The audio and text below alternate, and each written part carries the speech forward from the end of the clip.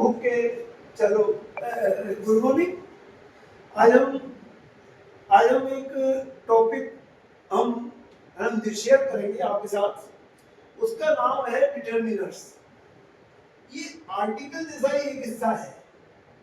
इसको कहते हैं अपन क्या? डिटरमिनर्स। डिटरमिनर्स जो डिटरमाइन जो करते हैं, जो तय करते हैं, जो निश्चित करते हैं, उनको अपन क्या कहते हैं? डिटरमिनर्स। ये क्या है? कुल 56 प्रकार के होते हैं। इनमें सबसे पहले अगर अपन देखें तो अपन इसमें तो ईच और एवरी, सम और एनी आता है। क्या आता है? सम और एनी। तो सम तो आता है किसमें? सकारात्मक वाक्यों में। इसको कहते हैं अपन एफर्मेटिव। ये तो आता है किसमें? सकारात्मक वाक्यों। और एनी आता है हमेशा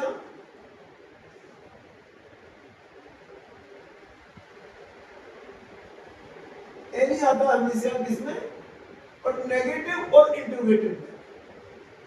किसमें? नेगेटिव में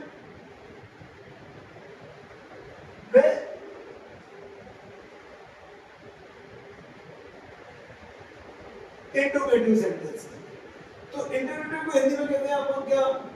प्रश्नवाचक वाक्य। और इसको कहते हैं अपन क्या? नकारात्मक वाक्य। आपको मैं बताना चाहूंगा कि if any little few scarcely hardly barely seldom or no not none nobody anyone or anyone nothing no use never। और ऐसे बहुत सारे शब्द हैं। आदि शब्द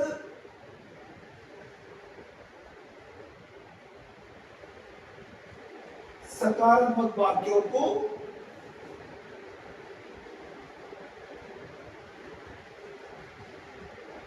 नकारात्मक होने का, किसका?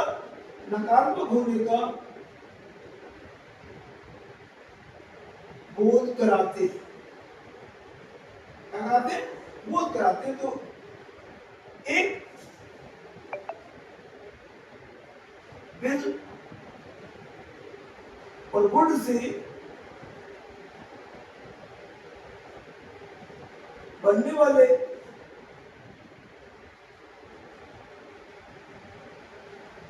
प्रश्नवाचक वाक्य में हमेशा शालीनता,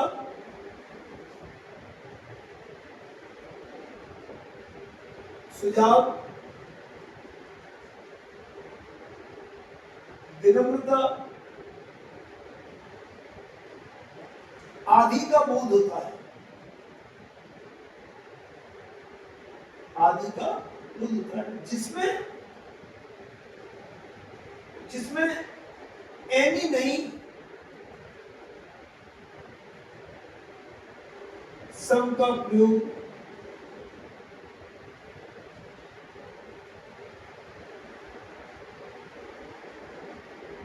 किया जाता है।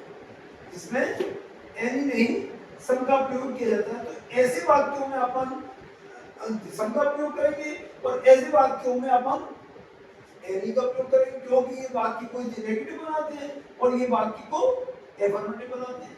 तो इनमें शालीनता, सुझाव, विनम्रता का बोध होता है। जैसे अब देखें अपन, I want some fruits। मैं कुछ फल चाहता हूं।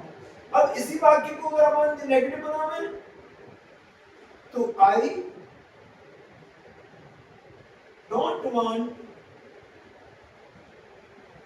एनी फ्रूट,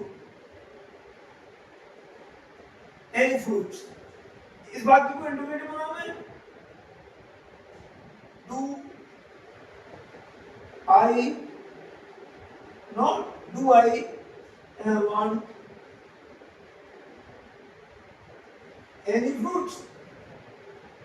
तो इस तरह से मैं यूज होता है। तो अपने को वो देखना है कि वो वाक्य एफर्मेटिव है या नेगेटिव है। अगर एफर्मेटिव है तो अपने को उसमें सब लगाना है, और एनी है तो अपने को नेगेटिव और इंडिविजुअल लगाना है। तो ऐसे वाक्यों को करने के लिए अपने को ये वाला तरीका देखना पड़ेगा। अपना अपना ये वाला जो आयाम है वो अपने को देखना पड़ेगा, इनके बारे में अपने को सोचना पड़ेगा। ठीक है, अगला देखते हैं। टॉपिक तो वही है डिटरमिनेंट्स का, पर लेकिन आपको मैं एक चीज बता दूं। मैं आपको भी एक दिन अपने घर की जो लाइब्रेरी है, अपने घर की जो कीमती और बेशकीमती और अमूल्य जो पुस्तक है, मैं उनको ये दिखाऊंगा एक दिन, है ना, लाइव वीडियो में।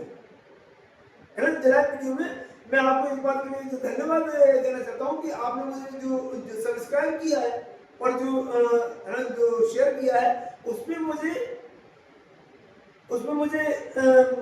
मतलब यूट्यूब ने एक लाइव स्ट्रीमिंग की जो सुविधा जो प्रदान की है, उस बात के लिए मैं आपका तहे दिल से धन्यवाद अदा करता हूँ कि मैं आपको अपनी लाइब्रेरी दिखाऊंगा। मैं अभी मैं एक दो दिन का वक्त ले रहा हूँ उसको डेकोरेट करने में, इसलिए आप उसको देखें, आप उसको एंजॉय करें और आप उन किताबों से वाकिफ हो। ठीक है ना, थैंक यू। देखते हैं अगला। each every but either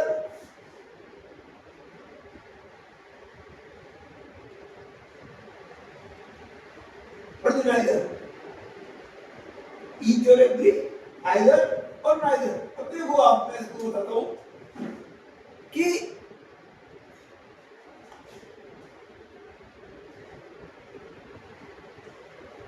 each का प्रयोग तो वाक्य के अंत में किया जाता है। ईच का प्रयोग तो वाक्य के अंत में किया जाता है। ईच का प्रयोग वाक्य के अंत में तथा एवरी का प्रयोग वाक्य के प्रारंभ में किया जाता है। जैसे आपको मैं उदाहरण देना चाहूंगा।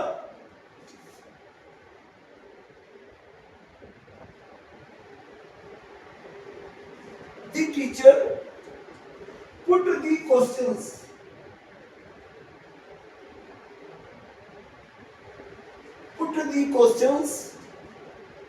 to each student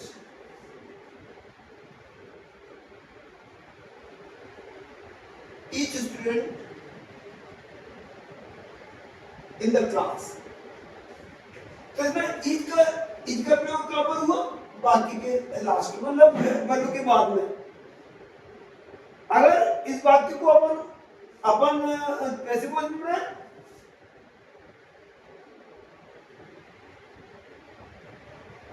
each of the players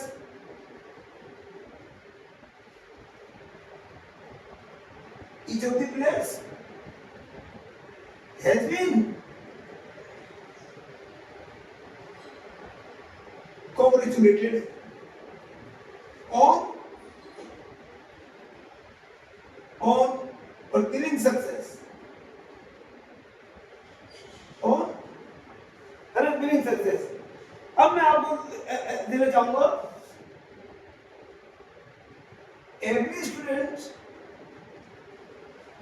every student in the class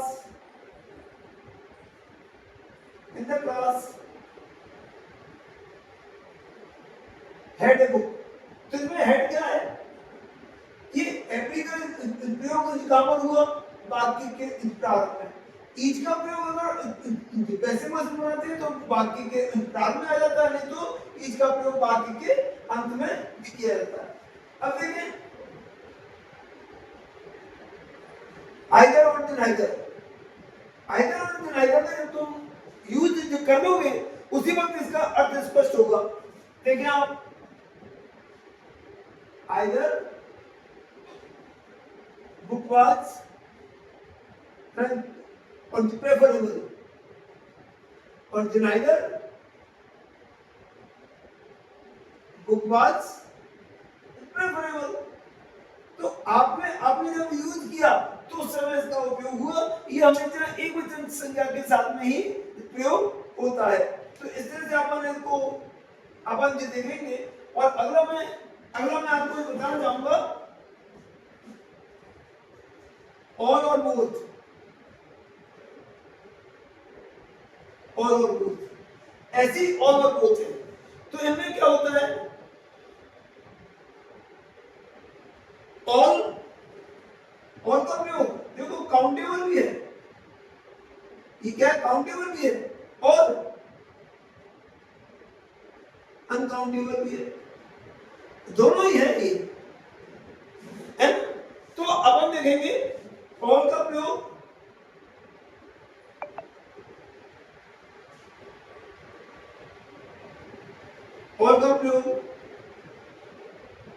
वाक्य के शुरू में तथा बोथ का प्रयोग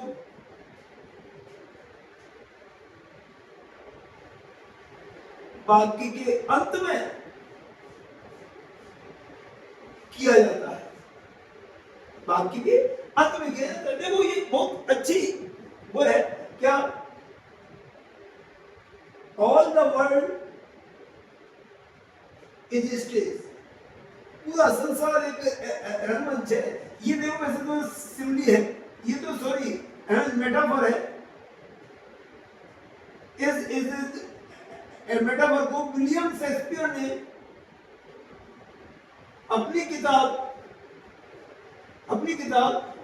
एजुल जैकेट जो उसका ड्रामा है उसके अंदर बताया है, ये एक स्पीच है कि उसने वर्ल्ड की तुलना जिस संसार से की है। ऐसे ही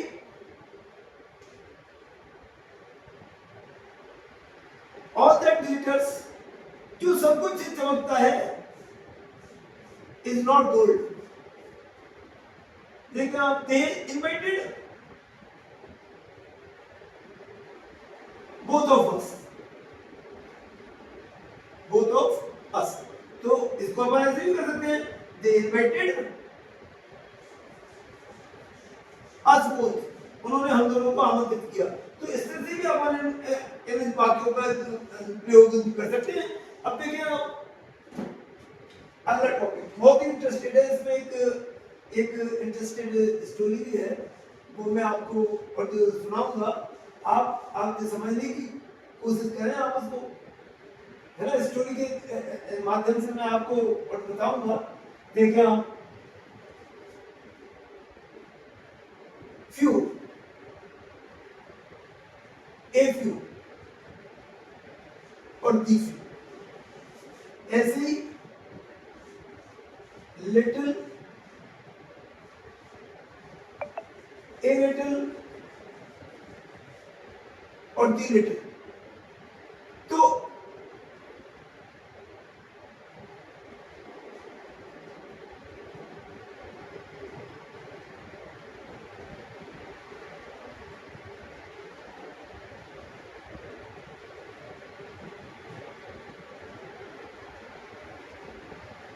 ये तो आता है किसमें? और कितना नकारात्मक में, इसमें नकारात्मक में, इसको कहते हैं अपन नेगेटिव, और इसको कहते हैं अपन क्या? सकारात्मक।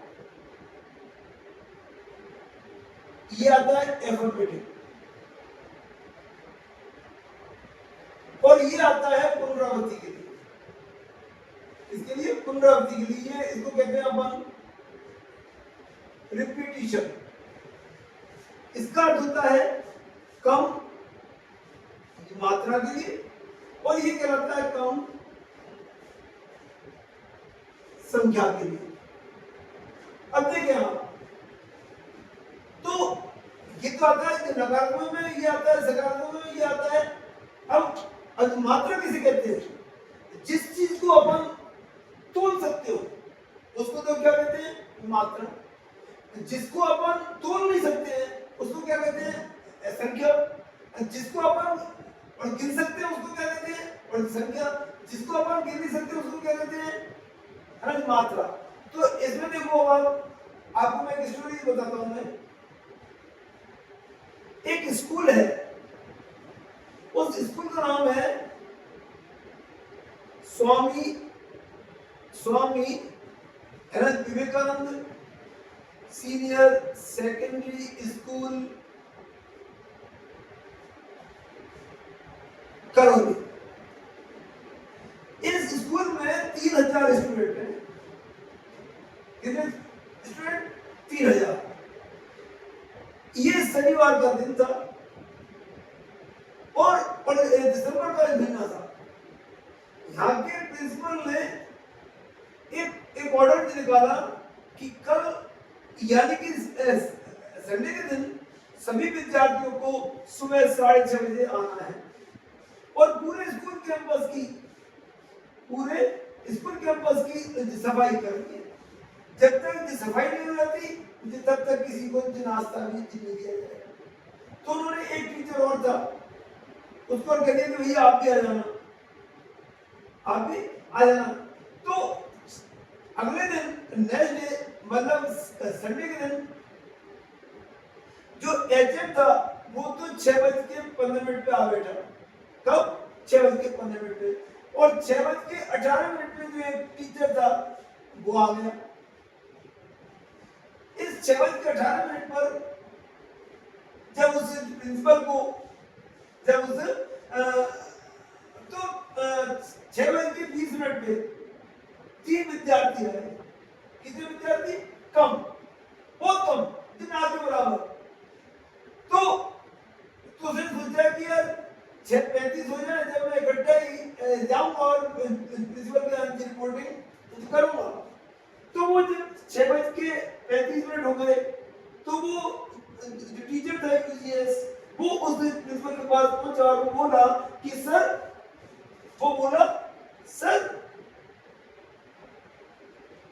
few students came here।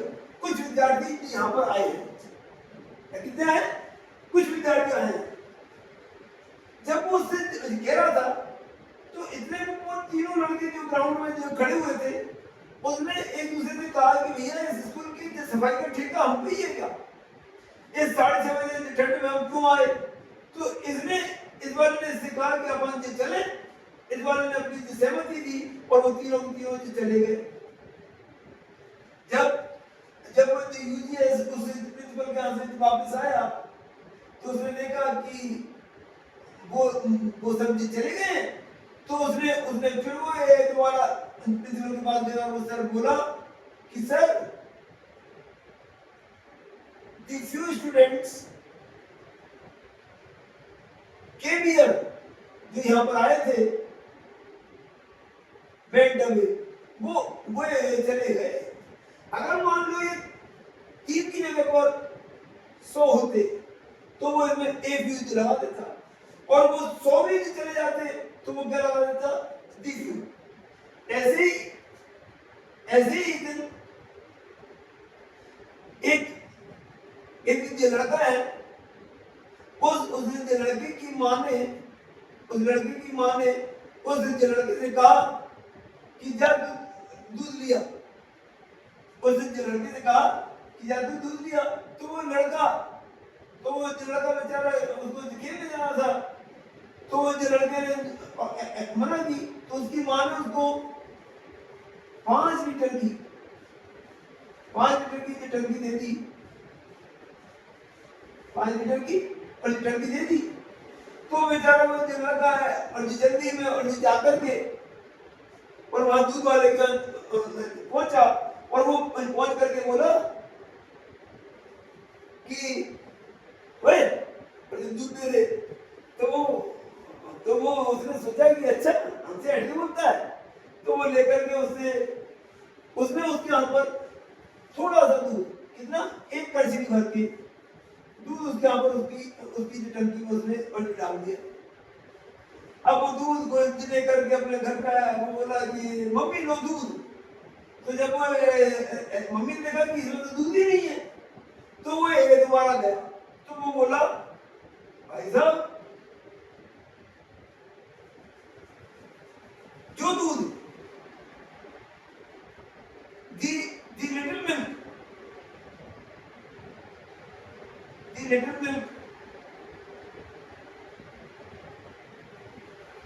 you gave me is very little, वो तो बहुत कम है, जिना के बराबर है, वो तो जिना के बराबर है। तो जब वो दूध दिया तो उसने क्या लगाया लिटिल। लेकिन जब उसने उसे दिए हुए दूध के बारे में बातचीत की तो उसने क्या लगाया लिटिल। अगर वो दूध 500 ग्राम होता, कितना होता 500 ग्राम, तो वो उसमें क्या लगाता 1 लीटर।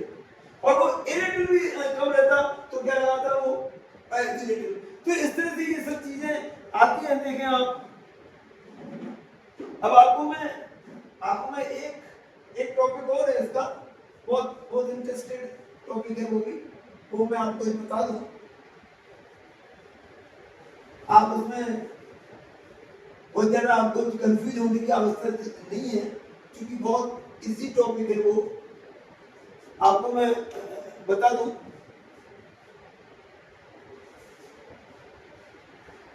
many various और several, many various और several, ये क्या हमेशा बहुवचन संज्ञा के लिए काम में आते हैं। इसके लिए बहुवचन संज्ञा के लिए तो देखो they are used with plural, countable nouns के लिए काम में आता है। तो अब देखिए आप, many various और several, देखिए आप तो many तो किसके लिए आता है, number of same category, number of same category. और ये आता है, वेरियस आता है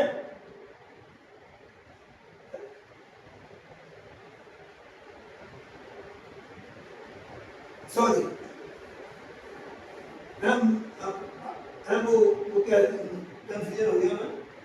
सेवरल तो आता है ए number of same category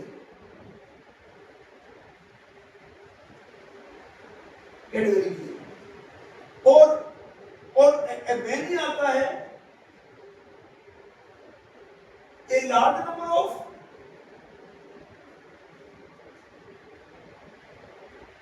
same category. और इस तरह से वेरियस आता है ए लार्ज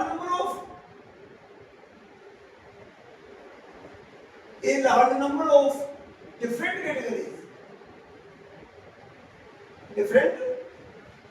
कैटेगरीज। तो अपन जब इन तीनों का वाक्यों में उपयोग करेंगे, जैसे books were line on the table, तो इसमें आप अगर है ना, नहीं लगाते तो मेनी, सेवरल लगाते हैं तो सेवरल, और वेरियस लगाते हैं तो वेरियस। इस तरह से ये आपके टॉपिक्स है एडिटोरियल्स के। मैं आपको एक बार फिर याद दिला दूं कि मैं आपको अपनी जो लाइब्रेरी है ना उसमें मैं आपको विजिट कराऊंगा एक दिन। मैं किसी कारणवश ये मैं उसको अभी अभी डेकोरेट कर रहा हूँ, फिर मैं आपको एक दिन अपनी जो लाइब्रेरी विजिट कराऊंगा। थैंक यू, धन्यवाद।